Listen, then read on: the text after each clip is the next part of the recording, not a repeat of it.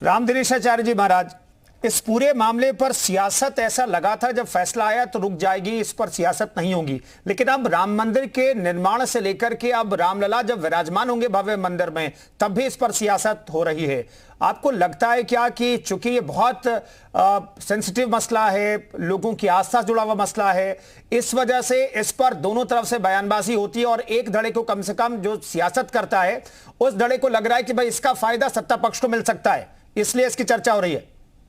देखिए, सबसे बड़ी बात तो ये है कि इस पर सियासत करने वाले को पता ही नहीं है कि हमें कहना क्या है।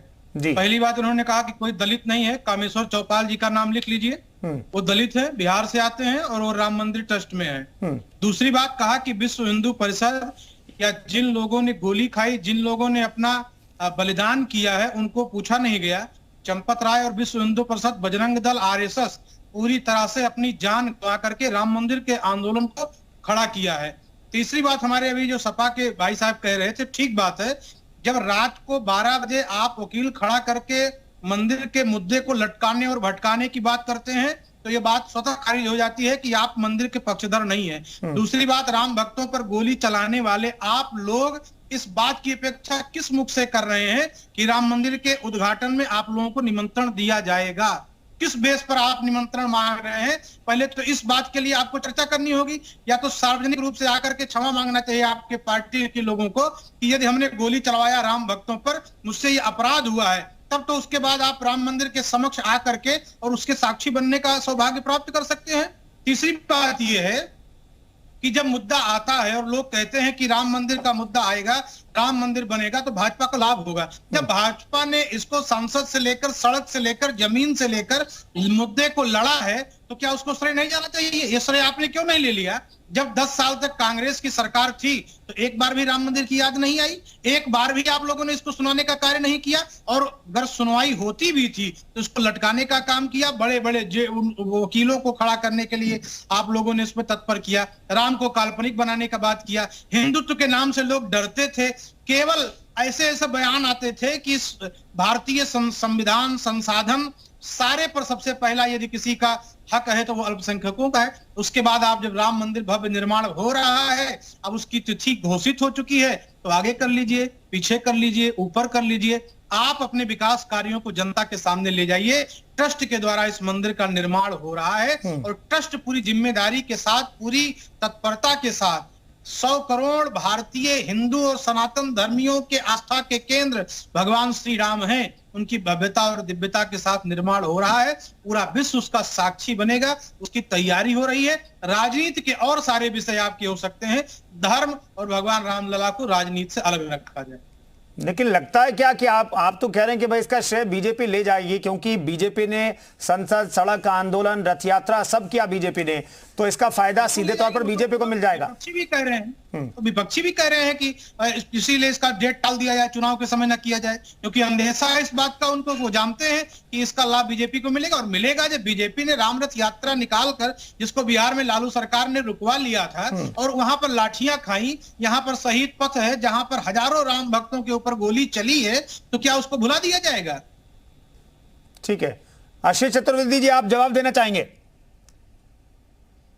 हाँ, दो बातें हैं। एक तो ये गोलियां चली, जो बहुत समय से सुनता आ रहा हूं मैं कि गोलियां चलवाई, गोलियां चला, आखिर किसने चलवाई गोलियां? लोग कहते हैं मुलायम सिंह यादव ने चलवाई। क्या मुलायम सिंह यादव के खिलाफ भारतीय जनता पार्टी ने आज तक एक भी FIR कराई है? और यदि नहीं कराई तो क्यों नहीं कराई? अगर ये जो कह रहे हैं उसमें सच्चाई है, इतनी बार उनकी केंद्र में सरकार रही, प्रदेश में सरकार रही, तो मुलायम सिंह जी के खिलाफ कोई FIR क्यों नहीं हुई? इस मामले बहुत गंभीर विषय है। और अभी तो इन्हीं की सरकार ने जो है उनको जो है सम्मानित भी किया मरणोपरांत। यदि अगर उन्होंने गोलियां चलवाई थी तो जिसने राम भक्तों पे गोलियां चलवाई आप उसको सम्मान भी दे रहे हैं, और फिर कह रहे हैं कि इसने गोलियां चलवाई। दोनों में से कौन सा सच है? बताएं, आप बताइए कौन सा सच है? सच क्या है? श्रीवास्तव जी जवाब दीजिए। कुंदन जी, इस बात से तो कोई इनकार नहीं कर सकता। पब्लिक मीटिंग में, पब्लिकली जनेश्वर मिश्र पार्क में मुलायम सिंह यादव जी ने इसको पब्लिकली स्वीकार किया था, और उन्होंने यहां तक कह दिया था कि हमको जरूरत पड़ती तो और हम गोलियां चलवाते। तो आशीष जी, ये तो कोई दबा छुपा फैक्ट नहीं है। हाँ, भारतीय जनता पार्टी ने उनके खिलाफ FIR नहीं कराई या उनको मरणोपरांत सम्मानित करने का काम किया, यह भारतीय जनता पार्टी नेतृत्व की सदा सहता है या उदार चरित्र है कि वह असहमतियों को भी भुला करके जो सार्वजनिक जीवन में लोग थे, जिनका लंबा सार्वजनिक जीवन रहा, उनको भी रिकॉग्निशन दिया। लेकिन इस बात को कोई भुला नहीं सकता कि राम भक्तों पे गोली चलवाई और मुलायम सिंह की सरकार ने चलाई, जिसको खुद मुलायम सिंह जी ने स्वीकार किया पब्लिक। ठीक है, ठीक है। रत्नेश जी कुछ कहना चाह रहे हैं। रत्नेश जी, लेकिन बड़ा सवाल यही है कि महाराज जी ये कह रहे हैं कि भाई आप लोगों ने पूरे मामले को भटकाने, लटकाने और देर करने का काम किया, तो आप लोग कैसे ये डिमांड कर सकते हैं कि हमें वहां पर शिलान्यास के कार्यक्रम में नहीं बुलाया गया या उद्घाटन के कार्यक्रम में नहीं बुलाया जाएगा जैसी आशंका है, तो आप लोग कैसे ये डिमांड कर सकते हैं? ये महाराज जी सवाल पूछ रहे हैं। देखिए, महाराज जी को शायद सर्वोच्च न्यायालय में जो उन्होंने कहा, तो मैं महाराज जी को चुनौती देता हूं। माननीय सर्वोच्च न्यायालय और उच्च न्यायालय जो होते हैं वो अभिलेख न्यायालय होते हैं। वहां पर जो भी बात की जाती है या जो भी एफिडेविट दिया जाता है वो रिटर्न में दिया जाता है। महाराज जी जाएं और RTI के तहत वो एफिडेविट लेके आए जिसपे राम को काल्पनिक बताते हुए कांग्रेस पार्टी ने दिया था। अगर वो एफिडेविट ये ले आएंगे तो मैं मान लूंगा। दूसरी बात मैंने कही थी कि वह कार सेवक जिनके परिवार अयोध्या में है, मैं स्वयं कार सेवक के परिवार से हूं। मेरे बड़े पिताजी ने अपना बलिदान दिया, मेरे गांव के बगल के स्वर्गीय रमेश कुमार पांडे जी ने अपना बलिदान दिया, लेकिन ना तो उनके परिवारों को उद्घाटन में बुलाया गया, ना उनके परिवारों को किसी राम मंदिर के कार्यक्रम में बुलाया गया। और एक सबसे बड़ी बात कह दूं, मेरे बड़े पिताजी जिन्होंने राम मंदिर के लिए गोली खाई, उनके बेटे का घर है अयोध्या में। एक आदत सड़क नहीं बनवाई गई भारतीय जनता पार्टी के द्वारा। उसमें जब मैंने हस्तक्षेप किया और जब मैंने ये कहा कि अगर सड़क नहीं बनेगी तो मैं अनशन पर बैठूंगा, उसके बाद वो सड़क बनाई गई। ये तो राम मंदिर आंदोलन के शहादत देने वालों के प्रति इनका सम्मान है। मैं इसीलिए कहता हूं भारतीय जनता पार्टी राम को राजनीतिक यंत्र के रूप में स्थापित करती है, राजनीतिक यंत्र के रूप में इस्तेमाल करती है। दूसरी बात जो इन्होंने कही कि उसमें एक कोई चौपाल जी का नाम महाराज जी ने बताया, तो महाराज जी एक बात बताइए, कितनी मीटिंगों में और कितने बयानों में चौपाल जी का नाम आता है? हर जगह तो अनिल मिश्रा और चंपत राय नजर आते हैं, फ्रंट पे तो वो लीड करते हैं। अब इस पर भी आपत्ति है क्या रत्नेश जी, इस पर भी आपत्ति है क्या कि किसका नाम आता है, कौन सामने आकर के वीडियो जारी करता है, कौन बयान देता है, कौन बाइट देता है? इस पर भी आप लोग सवाल खड़े करेंगे क्या?